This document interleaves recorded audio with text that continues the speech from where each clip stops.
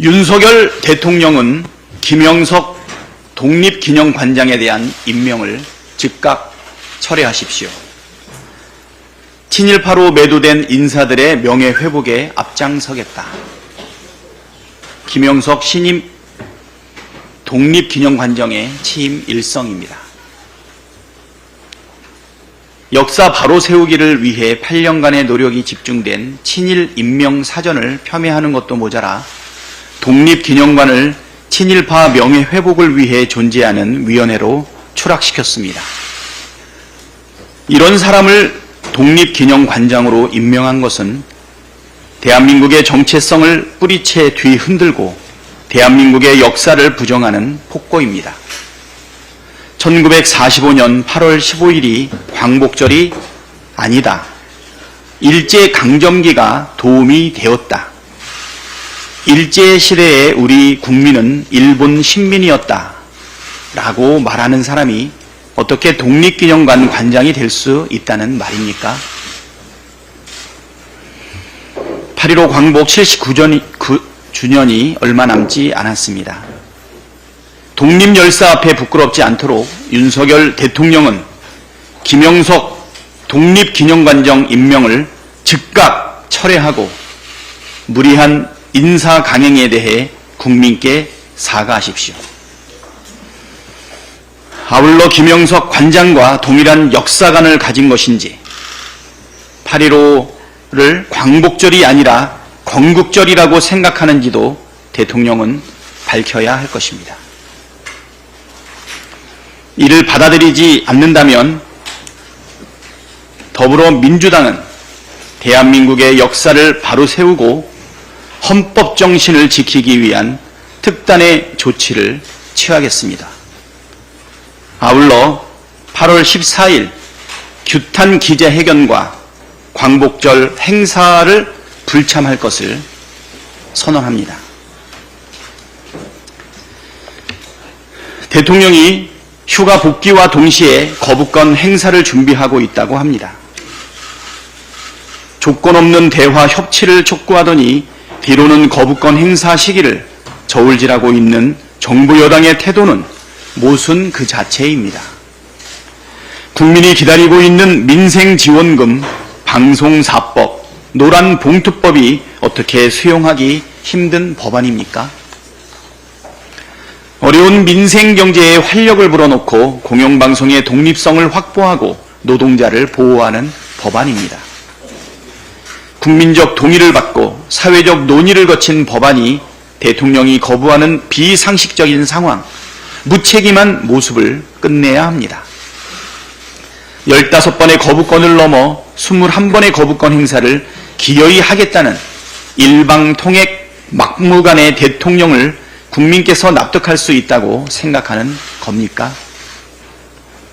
민주당은 민생위기, 국가위기를 극복하는 데 적극 협력할 의사가 있습니다. 그러나 그러기 위해서는 국정운영 총책임자인 대통령이 국민의 눈높이에서 국민을 위한 정치를 하는 모습을 보여줘야 합니다. 국회의 입법권을 존중하고 야당을 존중하는 정치의 기본을 보여주십시오. 대통령의 거부권 폭거가 지속된다면 불행한 사태만 반복될 것입니다. 국민과 국가의 미래를 위해 묻지마 거부권 행사를 중단하십시오. 국가기강이 모래성처럼 무너지고 있습니다. 지난주 블랙요원 신상자료 유출도 모자라 이제는 대북정찰 핵심 자산인 백두, 금강정찰기에 대한 기술자료가 북으로 유출되었다고 합니다. 당국은 도대체 어디까지 국가 안보를 방치할 셈입니까? 북한 드론과 오물풍선이 대통령실 앞마당까지 날아들고 대통령실 도청에 수미테리 사건의 군사 기밀 유출까지 국가 안보에 커다란 구멍이 났습니다. 그럼에도 윤석열 정부는 전 정부 탓, 남 탓만 하고 있습니다. 한술 더 떠 신원식 국방장관은 블랙요원 신원 유출과 관련해서 정보 업무에 큰 공백은 없다며 별거 아닌 듯 뻔뻔하게 대답했습니다. 국가기밀 유출의 국방장관이 유감이라는 말로 넘어가는데 군의 기강이 바로잡힐 수 있겠습니까? 윤석열 대통령이 휴가 마지막 날 계룡대를 방문해 장병들을 격려하며 안보가 곧 경제, 강력한 안보 태세를 강조했다고 합니다. 그 말에 책임을 지고 군 기강 회의와 국가기밀 유출에 관한 사태를 명확히 파악하고 책임자 엄벌 및 재벌 방지 방안을 신속히 마련하십시오. 군 통수권자는 국가 안보와 방위를 책임지는 자리입니다. 안일한 대응과 무책임, 구멍 뚫린 안보로는 강력한 안보 태세는커녕 국민의 생명을 지켜낼 수 없음을 명심하십시오. TMF 사태 대응 TF가 오늘 피해 업체를 방문합니다. TMF 사태로 인한 중소기업 소상공인 피해 합산액이 약 1,443억 원에 이르고 피해액을 환불받지 못하는 소비자도 9천여 명에 이른다고 합니다.